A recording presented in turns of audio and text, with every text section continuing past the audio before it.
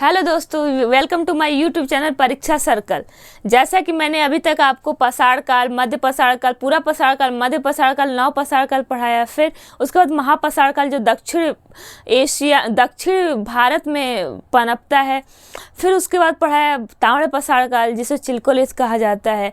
अभी हाल ही में एक एग्ज़ाम हुआ है, ईपीएफओ, यूपीएससी कराती है ईपीएफओ। उसमें एक क्वेश्चन पूछा है, आप पिछले वीडियो मेरा देखे होंगे तो मैंने उसमें पढ़ाया था आपको पूरा पाषाण काल के पूरा अवशेष, पूरा स्थल या पूरा अवशेष जो पढ़ाया था। उसमें मध्य प्रदेश के भीमबेटका से एक चित्रकला की गुफाएं मिली हुई है। चित्रकला से भीमबेटका की गुफा में चित्रकला मिली हुई है। उसमें पूछा गया था कि उसकी खोज, भीमबेटका में चित्रकला की खोज किसने किया था। तो ये क्वेश्चन का आंसर आप कमेंट करके बताइएगा। अगर आप वीडियो देखे हैं तो ये क्वेश्चन ईपीएफओ के एग्जाम में पूछा हुआ था, तो आप बताइएगा इसका आंसर कमेंट करके अगर देखे हुए हैं तो। और फिर आपको ये मतलब साक्ष्य है, प्रूफ है कि ये हमारे एग्जाम से, हमारे क्लास से क्वेश्चन पूछ रहे हैं। ऐसा आप किसी भी वीडियो में नहीं देखे होंगे कि या किसी भी क्लासेस में नहीं देखे होंगे।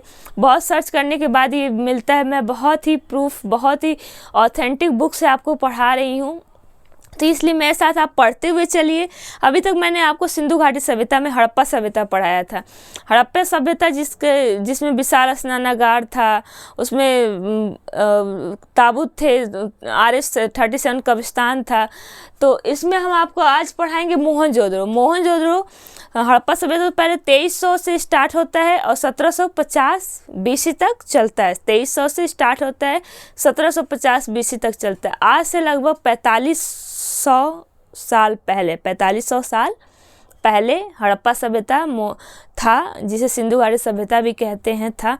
पिगट महोदय ने एक साहित्यकार कह सकते हैं, पूरा विद कह सकते हैं।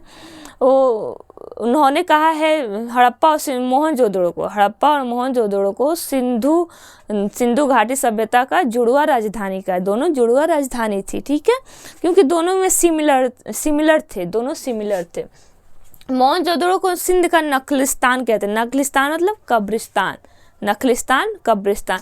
यहाँ से ऐसा है कि यहाँ पे किसी भी यहाँ पे सावधान या फिर कोई भी अंतिम संस्कार नहीं हुए हैं। यहाँ सिर्फ जो लोग मर जाते थे, जिनका डेथ हो जाता था, उनको एक ताबूत में नहीं, एक खंबे पे लटका दिया जाता था। जैसे चील कौवे नोच के खाते थे, ऐसे छोड़ दिया जाता था कटे पीटे।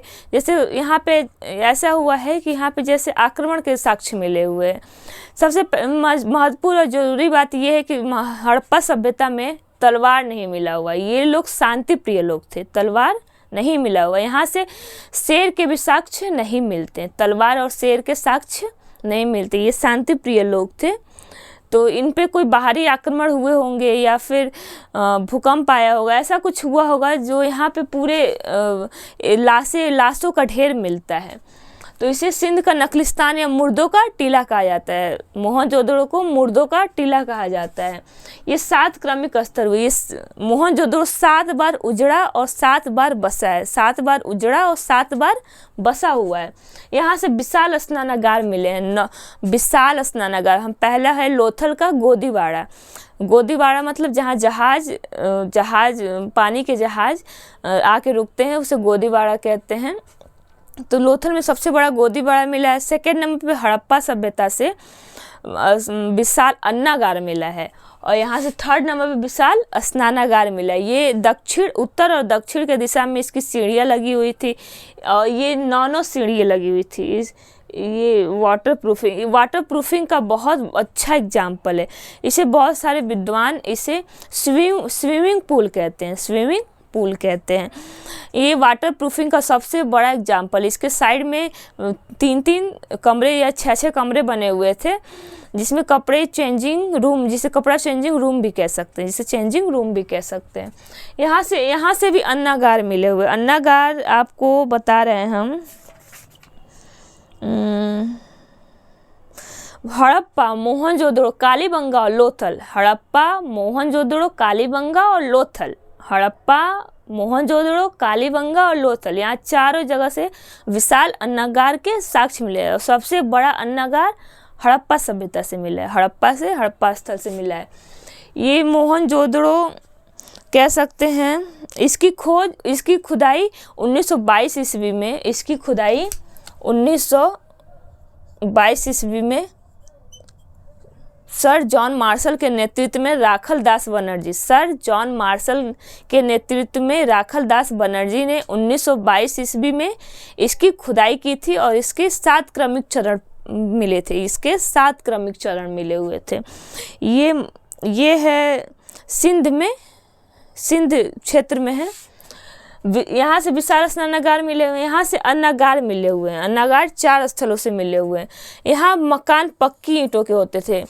इसके साथ साथ कई सारी सभ्यता चलती है, जैसे मिस्र की सभ्यता, मेसोपोटामिया की सभ्यता, ईरान इराक की सभ्यता, चीन की सभ्यता। लेकिन ये सब सारी सभ्यता जितनी भी थी, ये ग्रामीण सभ्यता थी। यहाँ झोपड़ी, कच्ची ईंटें, कच्चे सड़क, कच्चे कुएँ, सब यही सब मिले हुए। लेकिन हड़प्पा सभ्यता एक ऐसा सभ्यता है जहाँ से पक्की ईंटें 7 क्रमिक चरण में मिले हुए हैं और यहाँ से पक्की नालियाँ मिली हुई हैं, पक्की सड़कें मिली हुई हैं, यहाँ से दुर्गीकृत किले मिले हुए हैं, दुर्गीकृत नगर मिले हुए हैं। तो मकान पक्की ईंटों के बने हुए थे। ईंटों का अनुपात था 4:2:1। और यहाँ से कांस्य नर्तकी सबसे बड़ी यहाँ से मिली हुई है। कांसे को तांबे और टीन मिला के कांसा बनाया जाता था। इस समय लोग लोहे से अपरिचित थे, लोहे की जानकारी इन्हें नहीं थी। तो कांसे से बनी नर्तकी की मूर्ति मिली है, जिसे कह सकते हैं कि इन्हें मनोरंजन में डांसिंग मनोरंजन करना इन्हें बहुत बेहद पसंद था। ये शांति प्रिय लोग थे। ठीक है, यहाँ से सर्वाधिक मुहरें प्राप्त हुई है। मुहर में जैसे कह सकते हैं कि यहाँ विदेश से व्यापार होता था, तो वहाँ मुहर थप्पे लगा के भेजे जाते थे, तो वही मुहरें यहाँ से प्राप्त हुई हैं। और यूनिकॉर्न प्रतीक वाली 2 चांदी की मुहरें मिली। यूनिकॉर्न आप देखे हैं क्या? मेरे चाबी रिंग में है यूनिकॉर्न, मैं दिखा देती हूँ आपको दिख रहा है यूनिकॉर्न?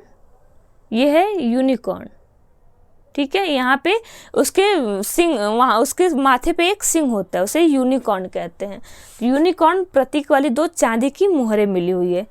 सबसे बड़ी बात, ये सूती कपड़े पहनते थे, सूती और उलेन ऊनी दोनों कपड़े पहनते थे। ये सूती कपड़े खुद कपास उपजाते थे, इसलिए इन्हें सिंडन अरबी लोग इन्हें, या मेसोपोटामिया के लोग इन्हें सिंडन कहते थे। अब ये सूती कपड़े बनाते थे, कपास उपजाते थे, तो इन्हें सिंडन भी कहा जाता है।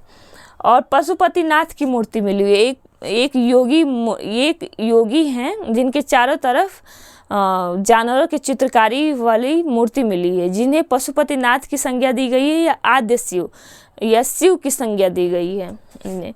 और एक बकरी के पीछे चाकू लिए हुए व्यक्ति का चित्रण किया गया। बकरी के पीछे एक चाकू लिए हुए व्यक्ति भाग रहा है या उसके पीछे खड़ा है, उसका चित्रण किया गया। इससे ये पता चलता है कि उस समय पशु बलि था।